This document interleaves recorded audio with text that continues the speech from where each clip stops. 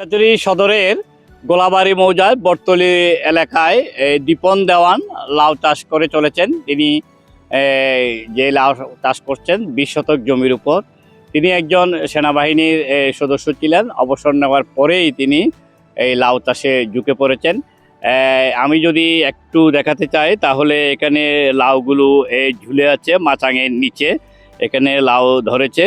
উনি যেটা আমাদেরকে জানিয়েছেন, ইতিমধ্যে উনি কয়েক দফা লাউ বিক্রি করেছেন এবং পাশাপাশি তার পাইকাররা এখান থেকে এসে কিনে নিয়ে যান। প্রথম পর্যায়ে উনি 40 থেকে 50 টাকায় লাউ বিক্রি করছেন প্রতি পিস লাউ।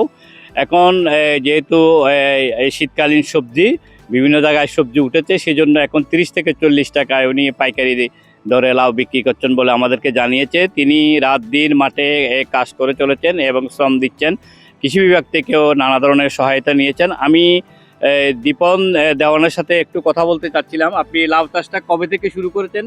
লাউ চাষ আমি এই বছর বাংলা বছরের ভাদ্র মাস থেকে শুরু করছি। ভাদ্র মাসে আমি রোপণ করছি। রোপণ করার পরেই আমার মোটামুটি শাক যে ক্ষেত ভালো হয়েছে, এর থেকে আমি মোটামুটি যথেষ্ট পরিমাণ লাউ পাচ্ছি। এখনও আমি বিক্রি করতেছি। প্রথমত আমি লাউ 50 থেকে 60 টাকা করেও বিক্রি করছি। বর্তমানে একটু চাহিদা কম হওয়াতে এখন 30-35 টাকা করে আমি পার পিস লাউ বিক্রি করতেছি। কৃষি বিভাগ আপনাকে কিভাবে সহায়তা দিয়েছেন? কৃষি বিভাগ আমাকে বিভিন্ন সময় বিভিন্নভাবে সহযোগিতা করছেন। যেমন আমাদেরকে কৃষি অফিসে নিয়ে বিভিন্ন ধরনের ট্রেনিং দেন। এই ব্যাপারে যথেষ্ট তারা আমাদেরকে শিক্ষা দেন এবং কৃষি বিভাগ থেকে যিনি উপসহকারী কৃষি কর্মকর্তা আছে বাবু নীতিভূষণ চাকমা, উনি আমাদেরকে যথেষ্ট পরিমাণ এখানে এসে দেখে যান এবং নানা ধরনের সহযোগিতা করেন।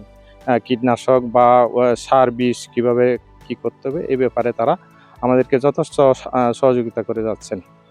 ধন্যবাদ কৃষক দীপন দেওয়ানকে। তিনি আমাদেরকে যেমনটা জানিয়েছেন, তিনি 10,000 টাকা পুঁজি দিয়ে এই লাউ চাষ শুরু করেছেন। ইতিমধ্যে ইনি 30 থেকে 40,000 টাকা অলরেডি বিক্রি করছেন বলে আমাদেরকে জানিয়েছেন। একই সাথে তিনি আমাদেরকে একটা বার্তা দিয়েছেন, সেটা হলো অর্গানিক অর্থাৎ বিষমুক্ত তার এই লাউ, ফলে এখানে এটার চাহিদা বেশ রয়েছে।